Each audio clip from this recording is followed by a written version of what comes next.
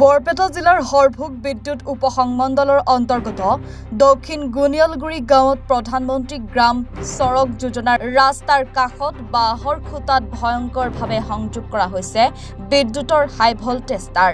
পুৰণা তাঁৰসমূহ জোৰা টাপলি মাৰি এনেদৰে লগাই থোৱাত বিপদ মাতি আনিছে গাঁওবাসীলৈ।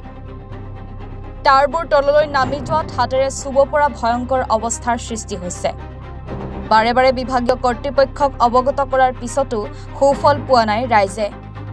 প্ৰায় ৩০ বছৰ ধৰি সংযোগ কৰা তাঁৰসমূহ সম্প্ৰতি জহি খহি গৈছে। কাষতেই উন্মুক্ত অৱস্থাত আছে বিদ্যুৎৰ ট্ৰান্সফৰ্মাৰ।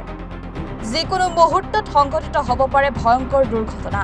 সেয়ে শীঘ্ৰে বিদ্যুৎৰ নতুন খুঁটা আৰু তাঁৰ সংযোগ কৰি ৰাইজক বিপদৰ পৰা ৰক্ষা কৰিবলৈ দাবী জনাইছে ভুক্তভোগী ৰাইজে।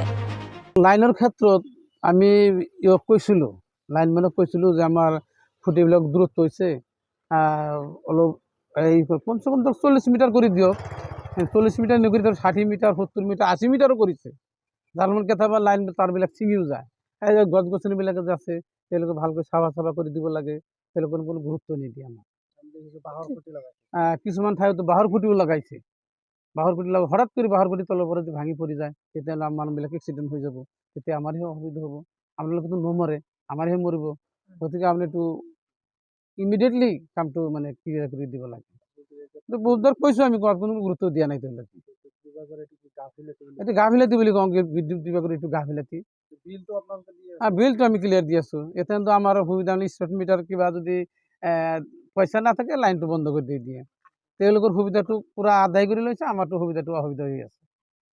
যদি আপোনালোকে মিডিয়াৰ জৰিয়তে যদি কিবা এটা ব্যৱস্থা যদি কৰিব পাৰে আপোনালোকে, বা মিডিয়াত প্ৰচাৰটো কৰি দিলে নিশ্চয় ভাল হ'ব।